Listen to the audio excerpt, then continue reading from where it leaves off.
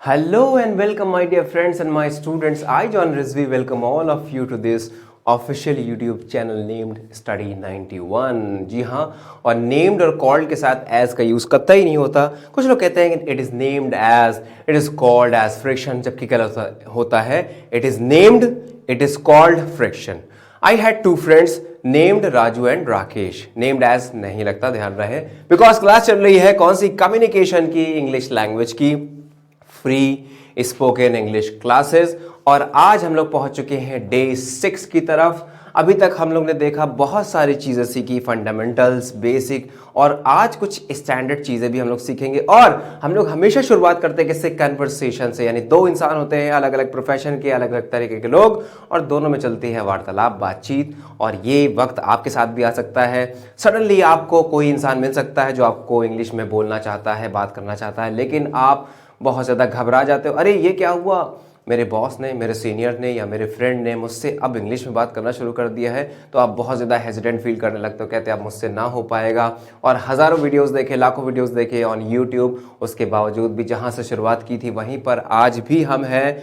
There is no improvement, just because we think that English, spoken English is too much easy, but this is not the fact. हम लोग को लगता है कि बहुत easy है, लेकिन ये इसमें कोई भी सच्चाई नहीं है। और लोग दावा करते हैं, लोग बड़ी बड़ी बोझ डींगे हाँकते, वो क्या कहते हैं, 14 दिन में अंग्रेजी सीखिए, 1 महीने में सीखिए, 2 महीने में, 45 दिन का कोर्स है, कर लीजिए और इसके बाद आप बिल्कुल ललन टाप बन जाएंगे। जबकि ये तो बस कहने की बात है। वो आप भी जानते हैं, वो हम भी जानते हैं कि इसमें बहुत ज़्यादा प्रैक्टिस की ज़रूरत होती है, बहुत ज़्यादा डिवोशन की ज़रूरत होती है, और सीखते रहने की ज़रूरत होती है, क्योंकि बोलने के लिए बोलना ज़रूरी है। तो चलो भाई यहां पर आ जाते हैं, स्टार्ट करते हैं। Let's start our first conversation. Although this is not the first, we have taken lot of conversation earlier in our previous lectures, but now today in today's lecture we will be talking about the conversation of between two friends। खैर कोई बात नहीं, चलो हिंदी में बात कर लेते हैं। ऐसे होना चाहिए, जब इंग्लिश बोलो तो ऐसा कॉन्फिडेंस आना चाहिए कि चाहे गलत भी बोलो, सामने वाले को ऐसा लगा कि अरे वाह क्या अंग्रेजी बोलता है। खैर तो भैया यहाँ पर हम शुरुआत करते हैं। राम, एक पर्सन का नाम है, कह रहा है कैसा है दोस्त, कैसा मेरे भाई, ऐसे लोग बात करते हैं, कैसा दोस्त, कैसा दोस्त, कैसा मेरे भाई, कैसा बोलेंगे, how are you my friend. तो मैंने पीछे नहीं देखा, पीछे देखे बिना मैं आपको बता रहा हूँ इन्होंने क्या ट्रांसलेशन किया है, डजेंट मैटर। आप क्या क्या कह सकते हो वो मैं आपको बताता हूं, राइट। तो क्या पहला सेंटेंस क्या हुआ, कैसा है मेरा दोस्त, how are you my friend. और यू कैन से, ये भी कह सकते हो, how are you doing, how are you doing my friend.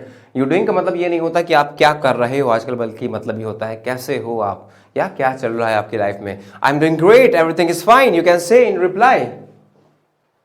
Shyam, बढ़िया, तू बता, doing great, doing good, I am fine, you tell me। or what about you, you can say what about you।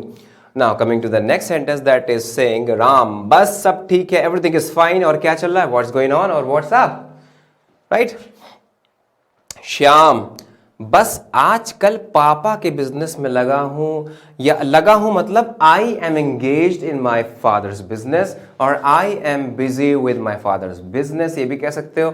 और या ये तो आप चाहो तो ये भी कह सकते हो कि nothing special, just into my father's business, just into father's business या माई फादर्स बिजनेस। और अपनी तरफ से तो मेहनत चल रही है, बाकी सब भगवान पर छोड़ दिया है। यानी कि I am making my efforts, I am putting my efforts, but rest is on my God, on the all mighty. I am working hard for my and, मतलब मैं अपनी तरफ से कोशिश कर रहा हूं, माई एंड का मतलब क्या, अपनी तरफ से कोशिश कर रहा हूं, बाकी सब कुछ मैंने ईश्वर पर छोड़ा हुआ है। Rest is on God, right, और rest on God in the short form, right. So are you able to get all the conversation throughout, या एब्सोल्युटली राइट। नेक्स्ट, अच्छा मैं आपको एक और की देता हूं, बताता हूं एक तरीका, रामबाण हम इसको बोलेंगे। कि क्या होता है ना कि अक्सर लोग सोचते हैं कि बहुत जल्दी जल्दी बोलेंगे इंग्लिश तभी लोग सोचेंगे कि हाँ फ्लुएंसी आ गई, बहुत बढ़िया कम्युनिकेशन हो गया। नहीं, ये बात बिल्कुल गलत है। आप नेताओं को बोलते हुए सुनो, वो हिंदी बोलते हैं ना नेता लोग, क्या, या कोई मोटिवेटर होता है, संदीप माहेश्वरी जी को सुनो, तो क्या वो ऐसा बोलते हैं कि अगर आपको अपनी लाइफ में सक्सेसफुल होना है तो ये करना पड़ेगा भाई, ऐसा थोड़ी बोलते हैं, बहुत जल्दी थोड़ी बोलते हैं यार फ्लुएंसी बहुत अच्छी इसलिए वो आज फेमस हो गए। नहीं, इम्पैक्टफुल बोलना चाहिए. What is the meaning of communication? What ever you speak must be impactful, must be easily understood by the other party, by the other person in front of you. Whosoever is listening to you must be understood, right?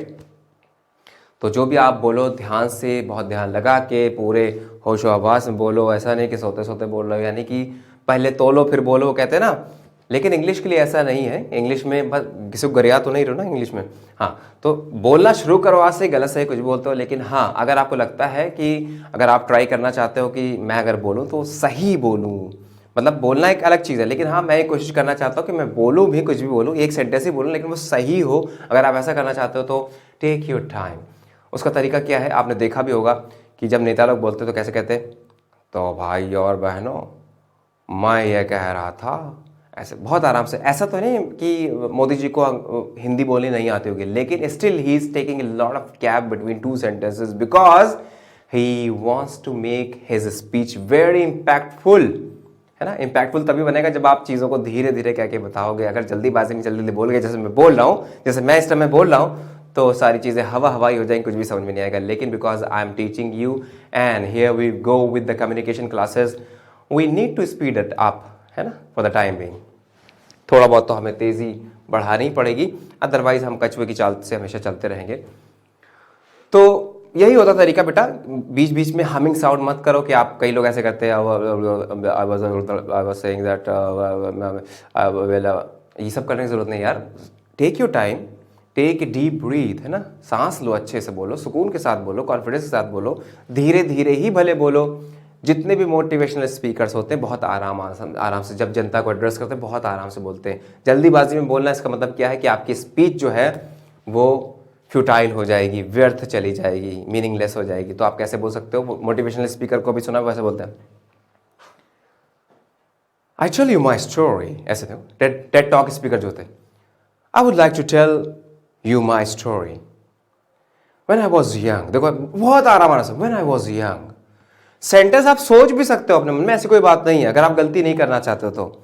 लेकिन जब एक sentence आप बोल रहे हो उसको बहुत जल्दी डिलीवर मत करो, नहीं तो क्या होगा, समय खत्म हो जाएगा और आप ब्लैंक हो जाओगे. उसको प्रोसेस करते रहो दिमाग में, और जब तक आप एक सेंटेंस बोल रहे हो अगला सेंटेंस अपने दिमाग में तैयार करते रहो. I tell you my story when I was 21 years old.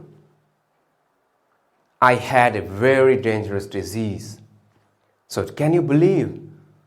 I have been suffering from ulcerative colitis for long ago. Now I am 35, whatever the age is, and still I have been suffering from that particular disease.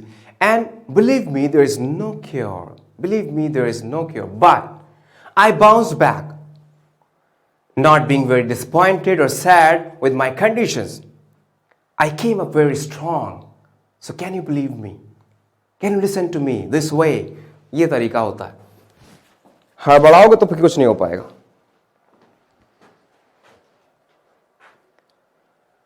तो राम ने क्या कहा, पापा के business के बारे में तूने कभी नहीं बताया भाई. You never told me about your dad's business. Or you never told me about the business of your dad. Both are the same things. चाहे आप डैड में अपॉस्ट्रोफी एस लगा के डैड्स कर दो तो वही बात है. जो ऑफ का सेंस आता है, अपॉस्ट्रोफी क्या करता है, ऑफ का सेंस देता है, राइट.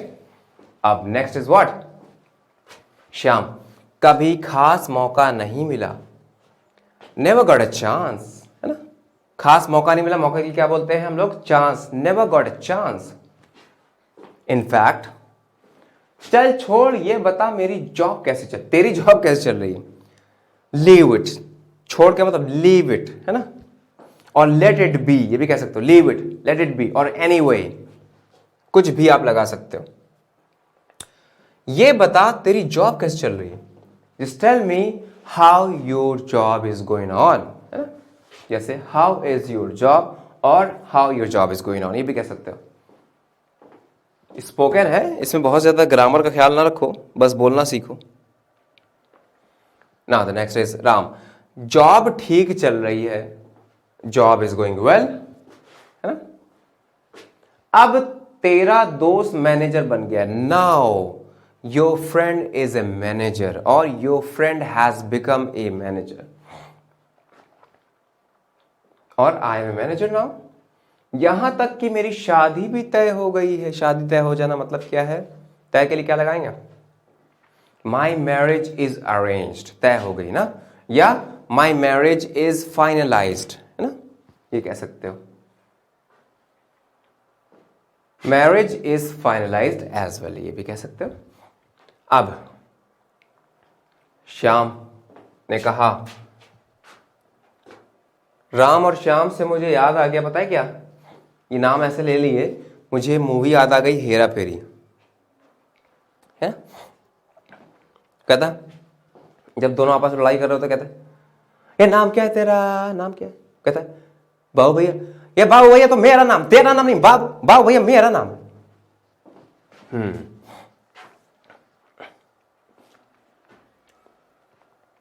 तो हाँ, जॉब ठीक चल रही है अब तेरा, हाँ ये हो गया था। श्याम ने कहा क्या बात कर रहा है, what are you talking about, what are you talking about, मजे ले रहा है मतलब क्या, मजाक उड़ा रहे हो, are you kidding with me. Next, Ram, मैं मजाक नहीं कर रहा हूं सच में, आई एम नॉट किडिंग, मजाक करना, right, I am not kidding, I am serious, मैं सच में बोल रहा हूं, I am very serious about this matter, what ever I am saying, what ever I am telling you is truth.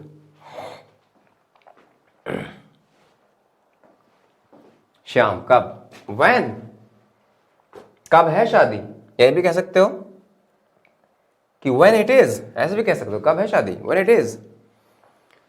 Ram, तारीख तय नहीं हुई अभी, पर पूरी उम्मीद है दिसंबर तक। The date has not been declared or decided. The date is not decided yet or has not been decided yet. पर उम्मीद है, but I believe और it seems, ऐसा लगता है, और I hope, उम्मीद है, दिसंबर तक, बाय दिसंबर, दिसंबर तक।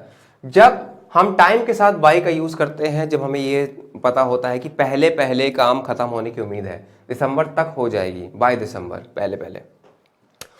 श्याम, चलो बढ़िया है, चलो बढ़िया के लिए क्या कहेंगे, दैट्स ग्रेट, है ना, दैट्स गुड, कम से कम डांस करने का मौका मिलेगा। अच्छा, मतलब ये डांस करने के लिए ऐसे पूछ रहे थे, बस इनको डांस करने से मतलब और कुछ नहीं। मैं तो भैया खाना खाने जाता हूँ दावतों में, शादियों में। आप मुझे कमेंट में ज़रूर लिख के बताइए कि आप शादियों में किस वजह से जाते हैं, मतलब मेन पर्पज़ क्या होता है। कई लोग जैसे ये डांस के लिए जाते हैं, कई लोग गाना गाने के ऑर्केस्ट्रा में गाना गाने के लिए जाते होंगे, कई लोग जूते चप्पल चुराने के लिए जाते होंगे, कई लोग खाना खाने, कई लोग आशीर्वाद देने के लिए जाते होंगे, अच्छे सज्जन लोग, आप लोग जैसे।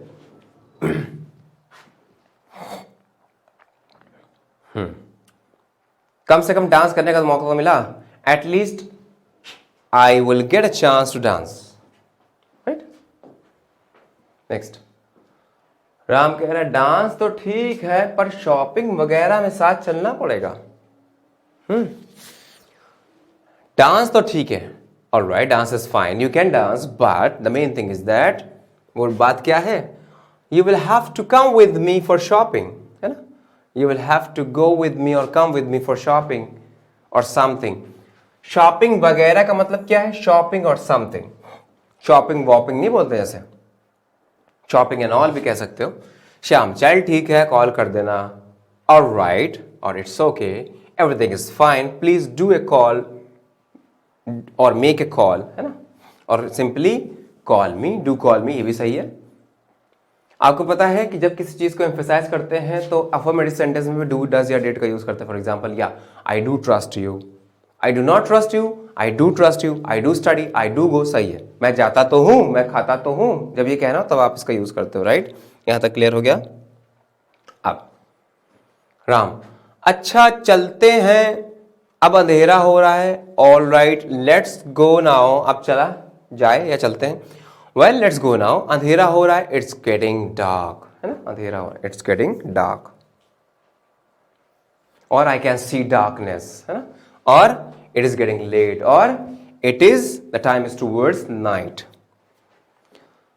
सुन, मैं कल तेरे घर की तरफ आ रहा हूं। Listen, I am coming nearby your place. Nearby मतलब क्या, आसपास। I am coming nearby your place tomorrow. और नियर योर हाउस भी लगा, नियर बाय भी लगा सकते हो, नियर भी लगा सकते हो, और आसपास के लिए अराउंड भी लगा सकते हो, अराउंड योर हाउस। बोल तो पार्टी करें।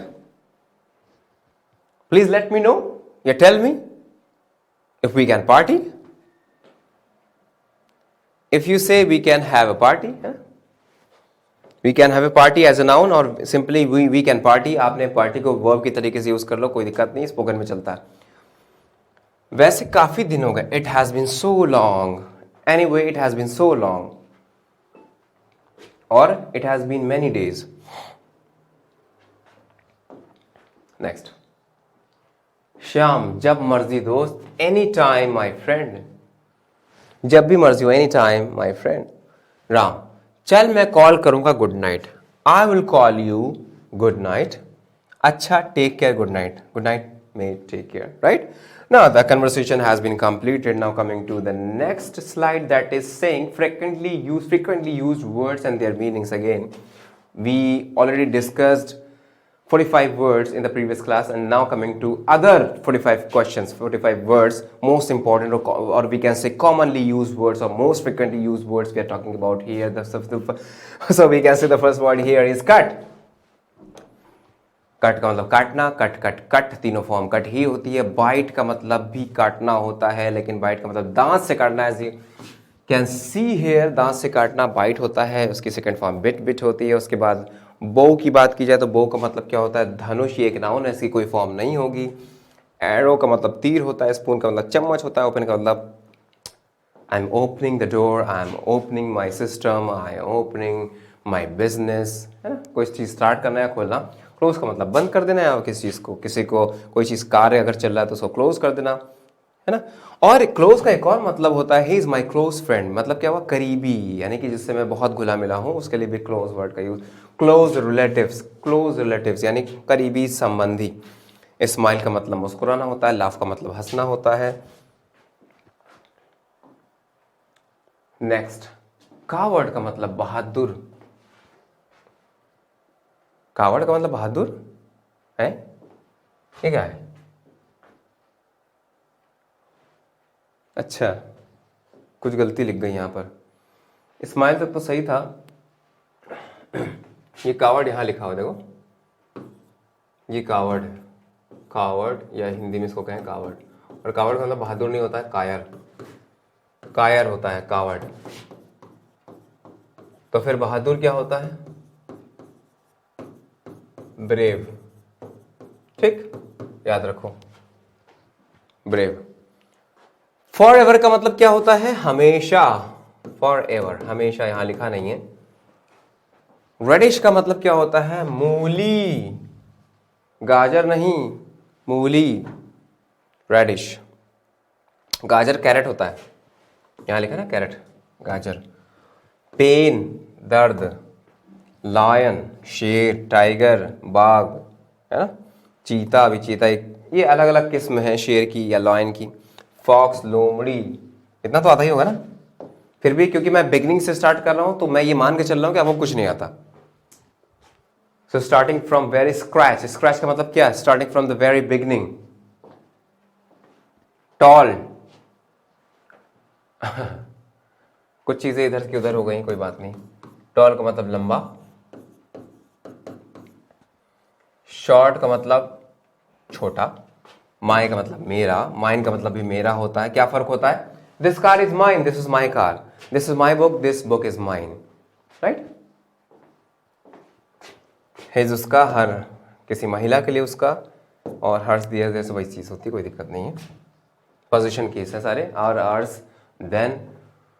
देन का मतलब तब होता है। फ्यू का मतलब होता है कुछ, और ये हमेशा काउंटेबल नाउन के लिए यूज किया जाता है, फ्यू, राइट।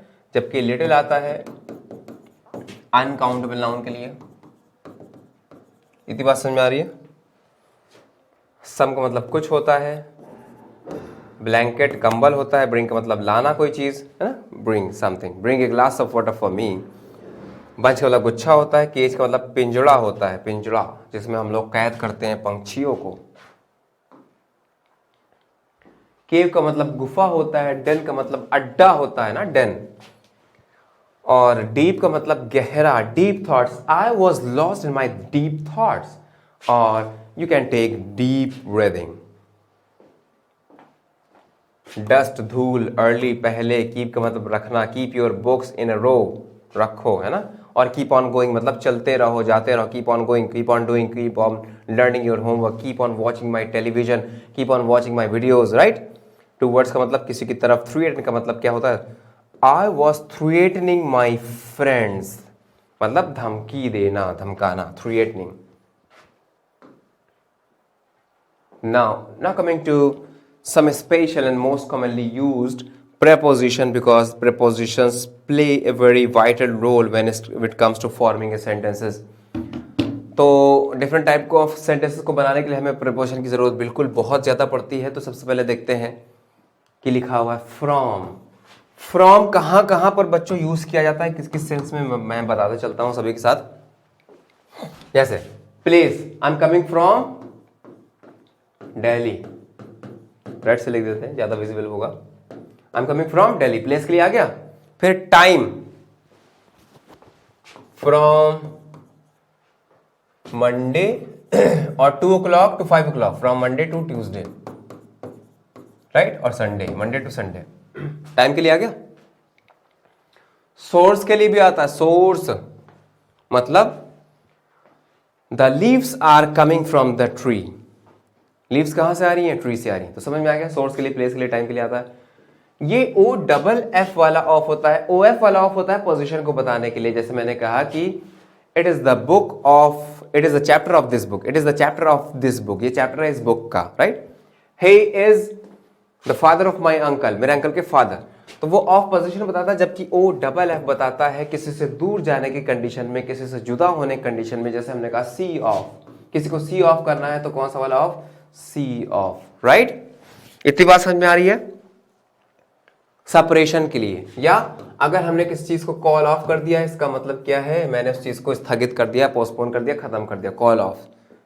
क्लियर हो गई बात, ऑफ कब लगाते हैं ना। अब सिंस, जैसा कि मैंने बताया था कि सिंस और फॉर में क्या डिफरेंस होता है। अच्छा, अलग अलग पढ़ लेते हैं। सिंस का पहला मतलब क्या होता है, पॉइंट ऑफ टाइम के लिए आता है। For example, I have been studying this chapter since Monday, Monday से मैं पढ़ रहा हूं, पॉइंट ऑफ टाइम है। उसके बाद सिंस का मतलब बिकॉज के सेंस में भी किया जाता है। जैसे कि since I was ill I couldn't attend the classes, क्योंकि मैं बीमार था मैं क्लासेस अटेंड नहीं कर सका। Since I was ill I couldn't attend the classes, right. उसके बाद फॉर किसके लिए आता है, फॉर आता है ड्यूरेशन ऑफ टाइम के लिए। For example, I have been playing for a long time, मैं बहुत एक लंबे समय से खेल रहा था। So this is the time duration, that is why we are using for in place of since. And where else we can use for is, another thing is that giving reason for something. For example, again because का sense, I was not coming to college for I was ill or because I was ill. यानी कि for का मतलब और क्या होता है, because, है ना, और for का मतलब होता है के लिए। मैं तुम्हारे लिए जी रहा हूं, I am living for you, और मैं तुम्हारे साथ जी रहा हूं, I am living with you,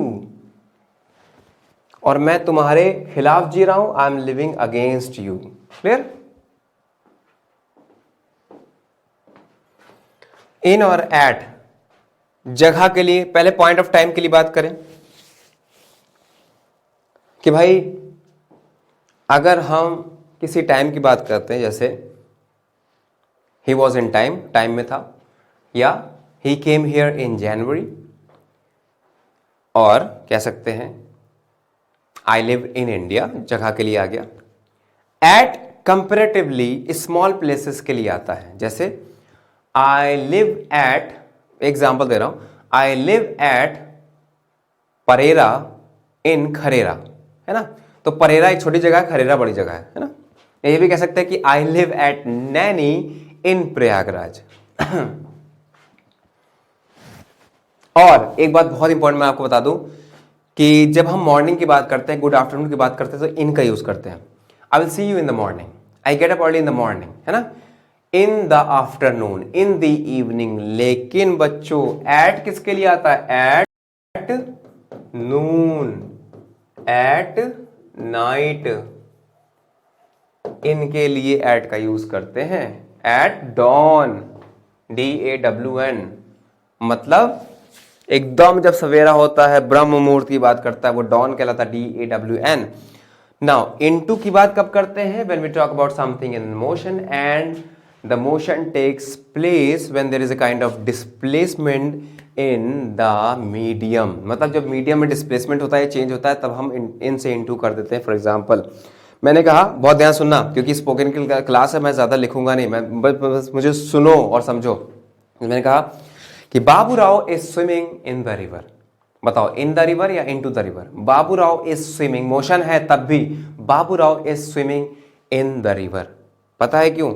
वो इसलिए क्योंकि हम ये देखते हैं कि डिस्प्लेसमेंट, मोशन के बाद हम उसी जगह पर हैं या कोई हमारा प्लेस चेंज हो चुका है। अगर मीडियम में चेंज होता है तभी हम इनटू का यूज करते हैं। अब देखें, बाबू राव रिवर में तैर रहे हैं, थोड़ा सा आगे बढ़ने के बाद भी अभी भी रिवर में, इसका मतलब क्या लगा है? इन लगा है। लेकिन अगर मैंने कहा कि I jumped, Babu Rao jumped into the river, पहले रिवर से बाहर थे, अब रिवर के अंदर है, that is why we used Babu Rao jumped into the river, not in the river.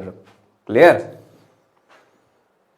अब बिफोर का यूज कब करते हैं? बिफोर का एक यूज होता है पहले को बताने के लिए, early, before you get there.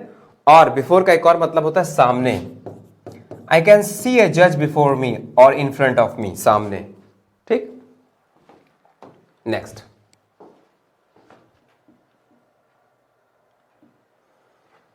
After, after का मतलब क्या? बाद।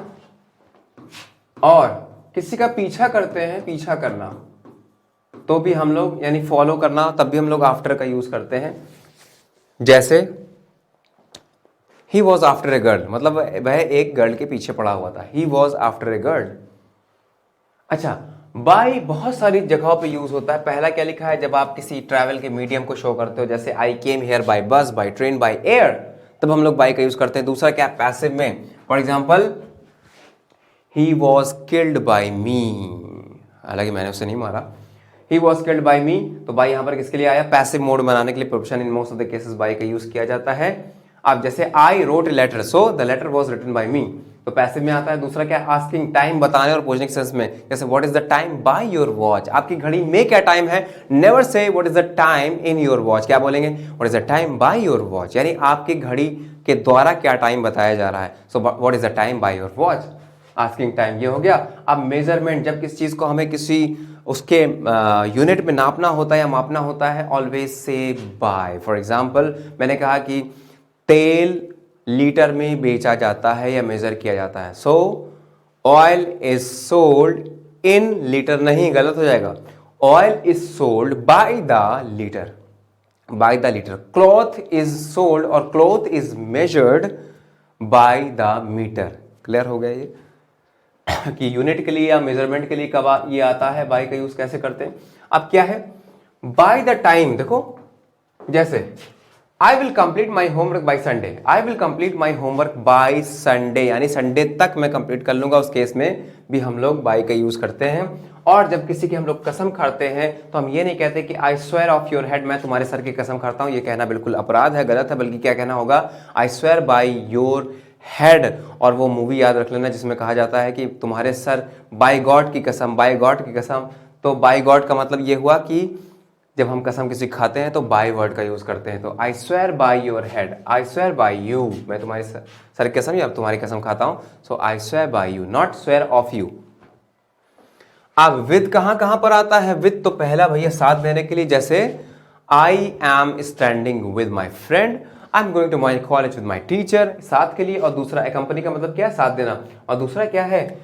जब हम किसी टूल का यूज करते हैं, जैसे अगर हम पेन का यूज कर रहे हैं, हम एरो का यूज कर रहे हैं, हम तलवार का यूज कर रहे हैं या हैमर का यूज कर रहे हैं, तो हम विद का यूज करेंगे। जैसे I hit that plate with my hammer, bye my hammer नहीं हो जाएगा। और एक और एग्जाम्पल ले लें कि Ravan was killed with an arrow by Ram, with an arrow by Ram. Clear? तो इंस्ट्रूमेंट्स के लिए हम लोग विद का यूज करते हैं। I wrote this letter with a pen. Clear? मैंने ये पत्र लिखा, लेटर लिखा पेन से, तो विद ए पेन। अब ऑन का यूज क्या करते हैं, सर पे। बच्चों ये टेबल है और यहाँ पर एक बॉल रखी हुई है, so the ball is on the table, देखो ऑन प्लेस के लिए। और ऑन टाइम के लिए कब आता है, जैसे on Sunday, Monday, Wednesday, birthday, Republic day, जिसमें भी डे लग जाए उसमें ऑन आता है, क्लियर। और on the occasion, on this occasion, on, ये इसके साथ भी ऑन आता है। थ्रू का मतलब क्या होता है, किसी चीज में से होकर, गुजर कर। जैसे I was peeping through the window, I was peeping, मैं झांक रहा था खिड़की से, मतलब उसमें से होकर गुजरना। So we can say the sun rays are coming और पासिंग थ्रू द विंडो, तो तब भी हम लोग थ्रू का यूज करें, किसी चीज में से होकर। और बियॉन्ड, देखो एक चीज होती है बिहाइंड, बिहाइंड का मतलब होता है पीछे। The cat is sitting behind the table, ये तो पीछे के लिए आ गया, यानी कि पोजिशन के लिए। लेकिन जब हमें ये कहना हो कि परे है, मतलब आपकी पहुंच से बाहर है, सो this is something beyond your understanding, यानी आपकी समझ से परे है, तब हम बियॉन्ड का यूज करते हैं, क्लियर। अच्छा, वाया का यूज कब करते हैं हम, वाया यानी किस चीज का यूज करते हो, जैसे I can watch your match, और I can watch your lecture via my mobile phone, via YouTube, via Bluetooth, right. और I came here via Delhi, Delhi से होकर मैं यहां पर आया, तो ये वाया बताता है किस चीज में से होकर गुजरना, क्लियर। अब उसके बाद ऑपोजिट, इसको अपोजिट नहीं बोलते, इसको बोलते हैं ऑपोजिट, क्योंकि ये कम्युनिकेशन क्लास है, so we need to take care of pronunciation also, sound of the given word also. तो ऑपोजिट का मतलब क्या है, एक तो उल्टा होता है किसी चीज का, what is the opposite of this, है ना, ऑपोजिट। और ऑपोजिट का मतलब ये भी होता है जस्ट सामने वाला, है ना। You can find this luggage और you can find this apple in opposite building, opposite building में, ठीक। क्लियर हो गया। अब कुछ और प्रिपोजिशन है जो कि बहुत ही इंटरेस्टिंग है, बहुत इंपॉर्टेंट भी है, साथ ही साथ पढ़ते चलो।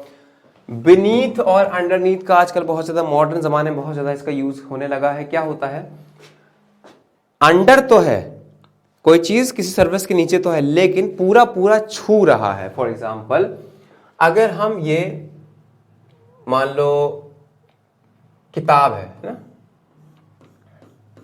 ये किताब रखी, राइट, ये किताब रखी, और इसके नीचे हमने एक पेपर रख दिया, पेपर, ऐसे पेपर रख दिया।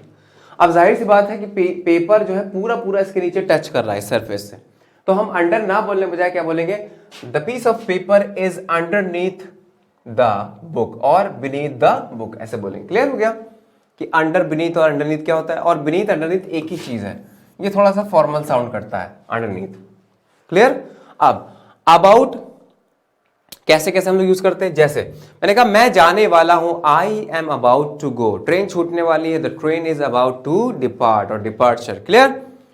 वाला है के सेंस में अबाउट का भी यूज किया जाता है। और किसी के बारे में अगर कहना हो कि आई वांट टू डिस्कस, और नहीं, डिस्कस के साथ तो अबाउट नहीं लगता, हम ये कह सकते हैं कि I want to know something about your friend, I want to know something about your friend, तो किसी के बारे में जानने के लिए अबाउट का यूज करते हैं। और साथ ही साथ नियर अबाउट एक चीज होता है, जब हमको बताना होता है कि लमसम इतना है, लगभग इतना है, तो near about, you will find near about 100 people there. अब थ्रू आउट का मतलब होता है पूरा, throughout. For example, I visited many places throughout my life, यानी मेरी पूरी लाइफ में मैंने बहुत सारे प्लेसेस विजिट किए, throughout my life, throughout my career. I met a lot of people throughout my career, यानी मेरे पूरे करियर में इतने सारे लोगों से मिला। उसके बाद डेस्पाइट बराबर है इन स्पाइट के, जिसका मतलब होता है बावजूद।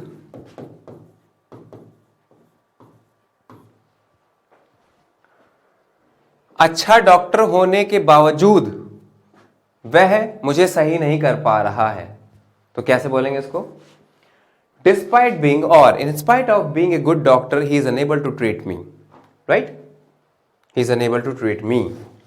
अब इंस्टेड ऑफ कब लगाते हैं, जब हमें कहता है बजाय, जैसे पेंसिल के बजाय मैंने पेन खरीदा तो क्या हो जाएगा? I bought the pen instead of a pencil. ये बजाय हो गया, या बजाय को और क्या कहते हैं? In place of something, in place of, इसकी जगह पर कोई और चीज, इन प्लेस ऑफ। अब बिसाइड एक चीज होती है जिसका मतलब होता है, बिसाइड का मतलब होता है पास। वह मेरे पास बैठा था, he was sitting beside me, he was sitting beside me. Beside मतलब साइड में होना, जबकि अगर इसमें एस लगा दो तो बिसाइड्स का मतलब होता है इसके अतिरिक्त या अलावा। अलावा, अंगूर के अलावा मैंने एप्पल्स भी खरीदे।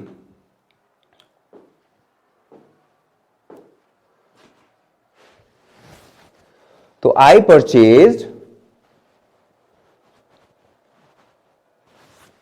Apples besides grapes.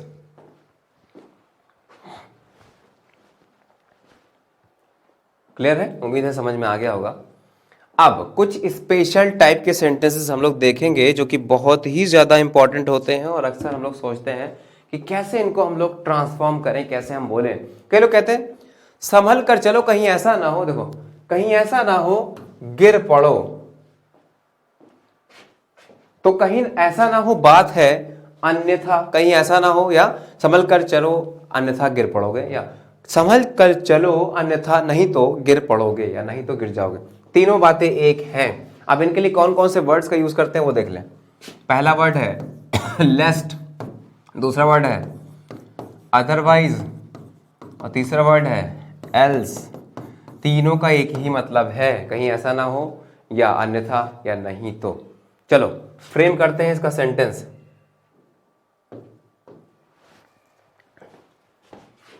इसको रब कर दें, लेकिन इतनी बात ध्यान रखना कि लेस्ट के साथ शुड आता है, अदरवाइज एल्स के साथ विल आता है। चलो सेंटेंस लिखते हैं।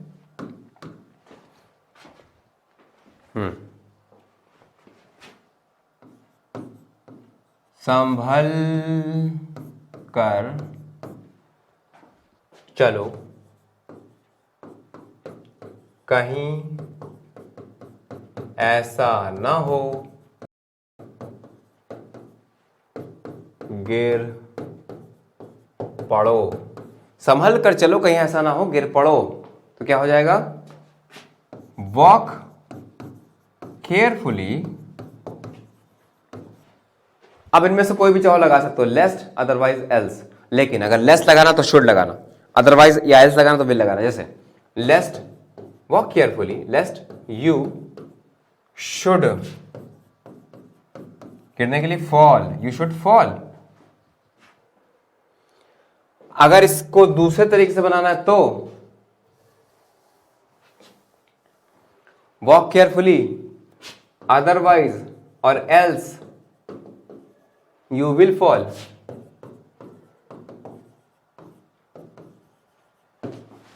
क्लियर हुआ भाई? अब कोई दिक्कत तो नहीं आएगी? एक सेंटेंस आप बताओ। अच्छे से पढ़ाई करो, कहीं ऐसा ना हो फेल हो जाओ। जल्दी करो, जल्दी जल्दी, कमान कमान, विद इन ए मिनट, नहीं मिनट तो बहुत ज्यादा हो गया, विद इन 2 सेकेंड्स।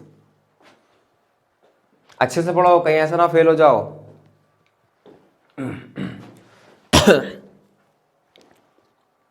क्या हो जाएगा?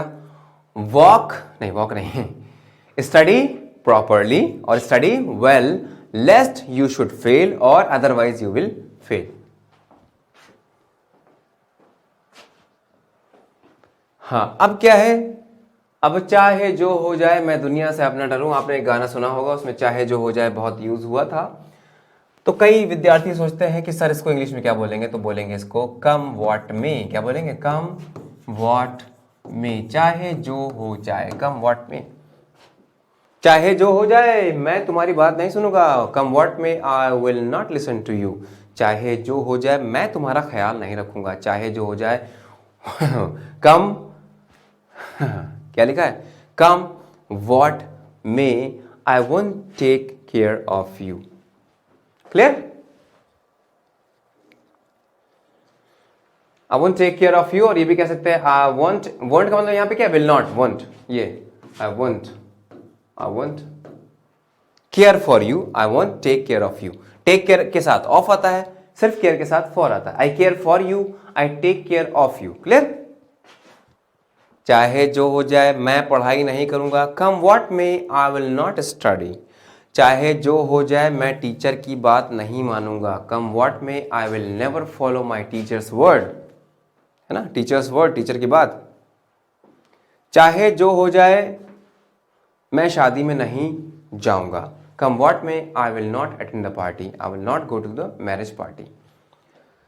चाहे जो हो जाए मैं तुम्हें इंग्लिश सिखा कर रहूंगा, कम व्हाट में I will make you learn English. Right? I will make you learn English. तो अब आपको समझ, एक सेंटेंस आपकी आसानी के लिए लिख देता हूं। चाहे जो हो जाए मैं खाना नहीं बनाऊंगा। चाहे जो हो जाए मैं खाना नहीं बनाऊंगा, भाई सुन लो पहले से, चाहे जो हो जाए मैं खाना नहीं बनाऊंगा। तो भाई क्या हो जाएगा इसका, जल्दी जल्दी बताएं।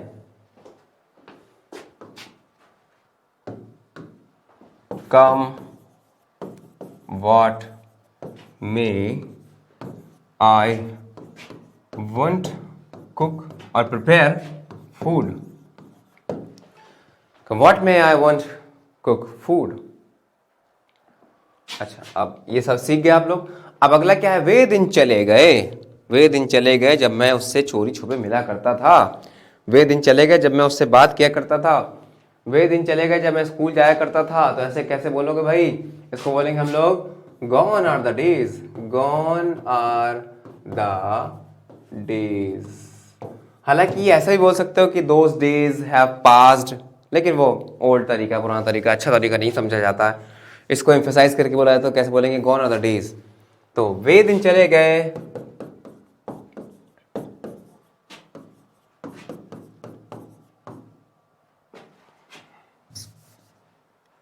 वे दिन चले गए जब मैं गाना गाया करता था। चलो भाई ट्रांसलेट करो, क्या हो जाएगा। Gone are the days, simply gone are the days when I used to sing. Gone are the days when I used to sing. वे दिन चले गए जब मैं उससे मिला करता था। Gone are the days when I used to meet her और हिम। वे दिन चले गए जब मैं उसे पीटा करता था। Gone are the days when I used to beat him. वे दिन चले गए जब मैं क्रिकेट खेला करता था। Gone are the days when I used to play cricket. तो उम्मीद है यहाँ तक एक एक बात आपके पल्ले पड़ी होगी, समझ में आया होगा। अगर कोई भी आपको डाउट है, अभी भी कोई चीज़ नहीं समझ में आ रही, तो ज़रूर पूछें। बताएं भाई, क्लियर है।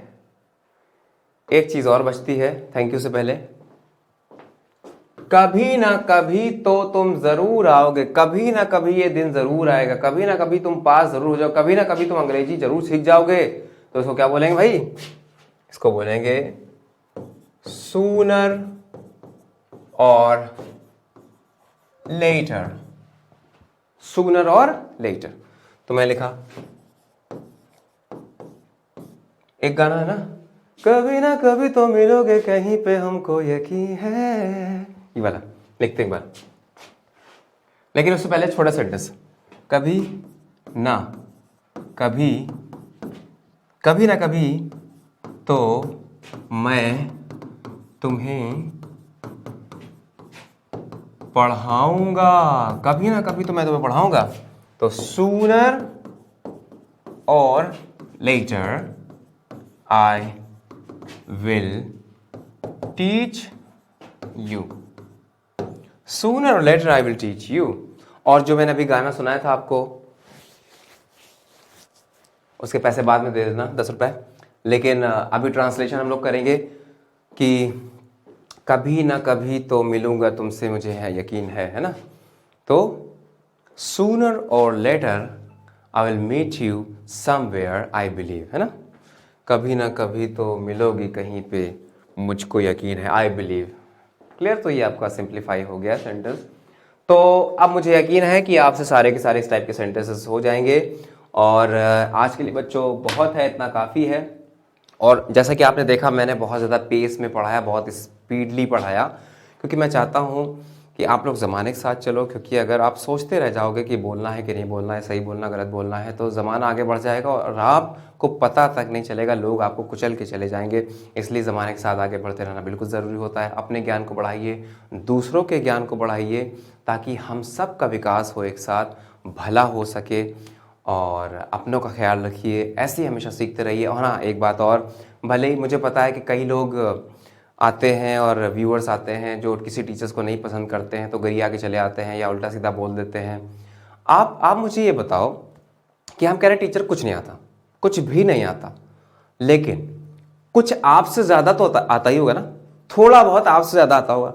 जिसको आपसे ज़्यादा आता है उसकी इज्जत करोगे या उसको अपमानित करोगे? सब भाई सीधी सी बात है कि अगर, और ये इज्जत करना क्या होता है ना, ये गिव एंड टेक का संबंध होता है। ये जो रिस्पेक्ट आती है ना, जब आप किसी को देते हो तब आपको रिस्पेक्ट मिलती है। यकीन मानो, अगर आप किसी का रिस्पेक्ट नहीं करते हो तो कल को आपको रिस्पेक्ट करने वाला कोई नहीं मिलेगा। और जब आप किसी को ऐसा देखो कि जो आपसे बदतमीजी से बात करे, तो एक इमेज बनती है। बताए किसकी इमेज बनती? आपकी तो बनती कि आप गलत हो। आपकी परवरिश पे सवाल उठता है कि पता नहीं आपके माँ बाप कैसे होंगे, क्या संस्कार आपको दिए हैं। तो कोशिश ये करो कि आपकी वजह से आपके माँ बाप को कोई गलत इमेजिन ना कर ले। और ये बहुत बड़ी बात होती है बच्चों, इस चीज़ को समझो। और हमेशा अपने गुरु का सम्मान करो, राइट। और अपने माता पिता का आदर सम्मान, उनका कहना मानो, अच्छे व्यक्ति कहलाओ। और पढ़ाई लिखाई तो भाई ये सारी चीज़ें, जॉब पाना, अच्छी जॉब लग जाना, घर खरीदना, गाड़ी खरीदना, सब चलता रहता है, this is the part of life. लेकिन सबसे पहले ज़रूरी चीज़ क्या है? Be a kind human being, है ना। जय हिंद।